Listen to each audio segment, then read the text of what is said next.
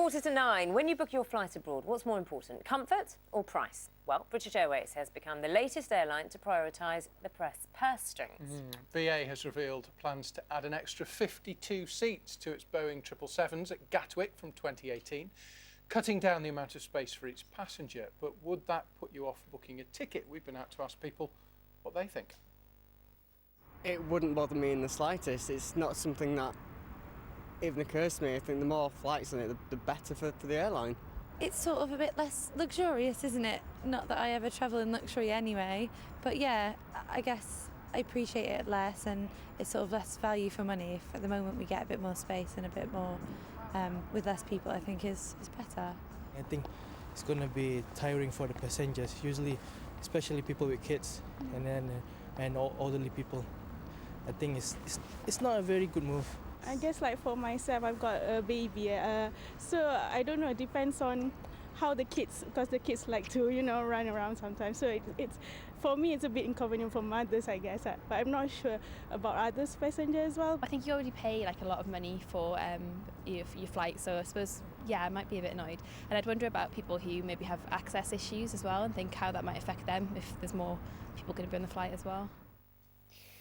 The Independent's travel editor, Simon Calder, is here to tell us more. You've actually dug around and found this out, haven't you? Yes, they didn't actually announce this so much as let it be known. There was something called the Capital Markets Day, where basically British Airways executives go and talk to investors and say, we're doing this and this and this. And I was listening in and having a look at what they're doing. And yes, indeed, they are, well, everyone's going to be moving a bit closer, which is going to be quite exciting if you're flying to Lima, 6,300 miles away, and it's going to be over 12 hours, sitting 10 abreast instead of 9 abreast. They call it densification.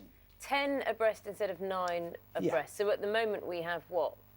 333. 333. It will be probably 343. So if you're in the middle 2 seats in the middle aisle, it's going to be quite uncomfortable, perhaps. Although British Airways says, look, other airlines already do this. Air New Zealand, Emirates, they win awards. So what's the problem then? Because you heard this in an investor day. Yeah. We've heard what airlines are battling against: higher fuel costs, economies of scale.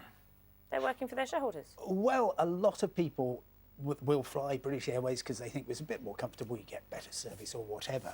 But this is reducing the difference. And we've already seen quite a lot of this going on. For instance, short-haul economy flights on British Airways from next January, you're going to have to buy your own food on board. And a lot of people are saying, well, it's kind of race for the bottom. But you're absolutely right. This is to compete against two real groups of airlines. There's the Gulf-based airlines, people like Qatar Airways, Etihad, Emirates, who have very, very good business models. And then Norwegian, long-haul, low-cost flights across to the US. And BA seems to be chasing after them. They've just announced flights to Fort Lauderdale and to Oakland. And those will be from Gatwick. And eventually they'll be on these narrower seats with, by the way, fewer loos. As far as I can tell, at the moment, you've got one loo for every 25 passengers. Once they've taken out some of the loos to make room for extra seats, you're going to have one loo for every 37 passengers. So the queues could be a little bit longer. So densification at a time when the world's waistline, collective waistline, is spreading, would seem not in the passenger's best interest. No. Now, there's various things you can do. The seats won't necessarily be getting 10% narrower. You've got special narrow aisles, special narrow catering trolleys. Is that a safety issue? No, almost certainly not. No. Any airline has to be certified, any aircraft has to be certified according to how quickly you can get people off the aircraft in an emergency, and there will be no safety issues whatsoever. But you do have to have extra slim aisles, extra slim catering trolleys, probably extra slim cabin crew as well. If Emirates, sorry. If you mentioned the Gulf Airlines, if they win awards, and you said some of them have already got this, yeah.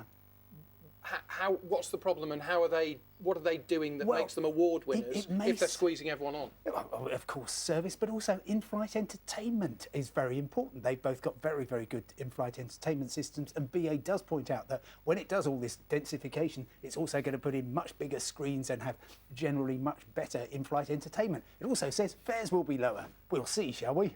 So I don't know what else, not to be a champion for business completely, but I don't know what else the airlines are supposed to do in terms of being more I know, economic. it's murderously competitive, and BA said people are buying on price, so we've got to be able to compete.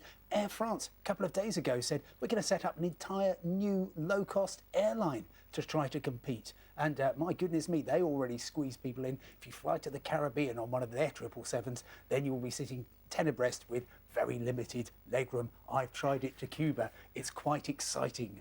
Yeah, but you're 6 foot. Well, two. Yes, Yeah, exactly. that's not going to be painful. Maybe at 5'3", it's not so bad. Oh, well. Simon, it's always lovely having you in. Thanks very much. Thanks, Simon. It's just 10 to 9, almost 9 minutes to 9. You're watching Breakfast from BBC News. Let's quickly give you a recap of the morning.